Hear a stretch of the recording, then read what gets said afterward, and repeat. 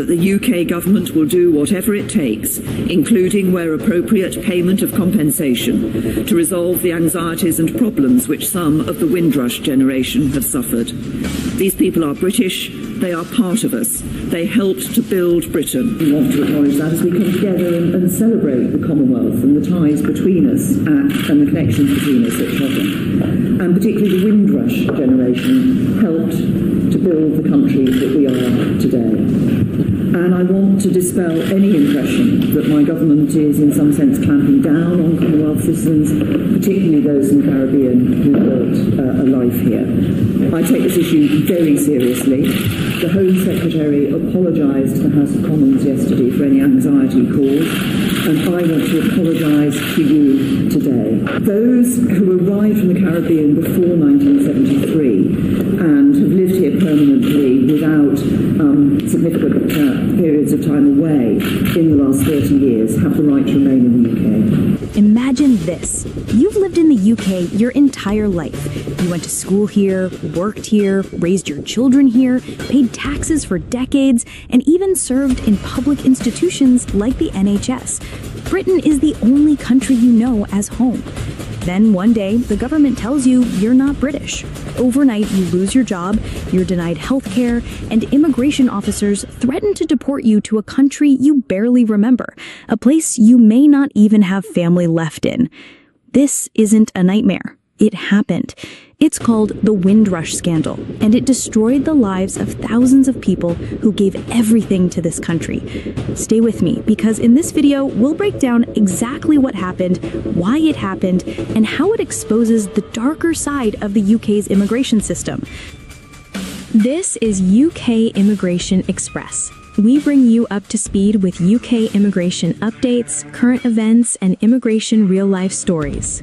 Before we dive in, make sure you like this video so YouTube can recommend it to more people who need to know these stories. And if you're new here, subscribe and turn on notifications for real-life immigration updates and powerful stories that matter. To understand how this all began, we need to go back in history. After the Second World War, Britain was devastated. The economy was broken, industries were struggling, and the country faced severe labor shortages. To rebuild, the government turned to the Commonwealth, inviting people from the Caribbean, Africa, and South Asia to come and work in the UK. One iconic moment was in June 1948, when the ship HMT Empire Windrush arrived at Tilbury Docks in Essex, carrying nearly 500 passengers from Jamaica, Trinidad, and other Caribbean nations. That's why this generation of migrants became known as the Windrush generation.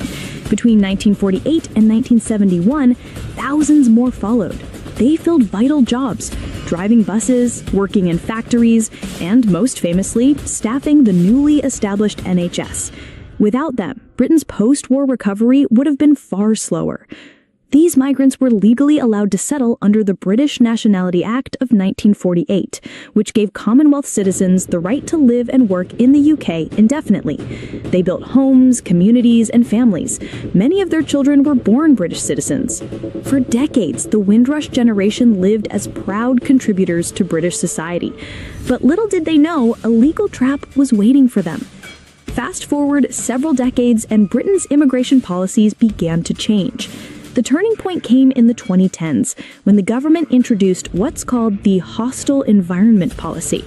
The idea was simple but cruel. Make life so difficult for undocumented migrants that they would voluntarily leave. Employers, landlords, doctors, banks, and even the DVLA were told to check people's immigration status before offering jobs, housing, healthcare, or driving licenses. And this is where tragedy struck. Many members of the Windrush generation had never been given paperwork when they arrived. As children, they often traveled on their parents' passports. The Home Office itself had destroyed landing cards and arrival records back in 2010, wiping out the very evidence they needed to prove their legal right to remain. Suddenly, people who had lived here for 40, 50, even 60 years were being told they were illegal immigrants. The human cost of this was devastating. Take the story of Paulette Wilson. She moved to Britain from Jamaica in 1968 at the age of 10. She lived here for more than 50 years, worked as a cook, and even served food in the House of Commons. Yet, in 2015, she received a letter saying she had no right to remain in the UK. She was detained twice in immigration centers and told she would be deported to Jamaica, a country she hadn't visited since childhood. Only after campaigning and media pressure was she released. Sadly, Paulette passed away in 2020, but her story became a symbol of the scandal.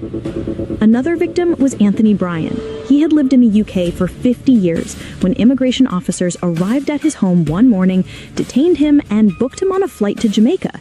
He lost his job, his home, and spent weeks in detention. His ordeal was later turned into a BBC drama called Sitting in Limbo, which revealed the trauma of being treated like a criminal in the only country you've ever known. And then there's Sarah O'Connor, who arrived as a child in 1967. She worked in various jobs, paid her taxes, raised her children, and lived as any British citizen would. But in 2017, when she developed cancer, she was denied access to NHS treatment because she couldn't prove her immigration status.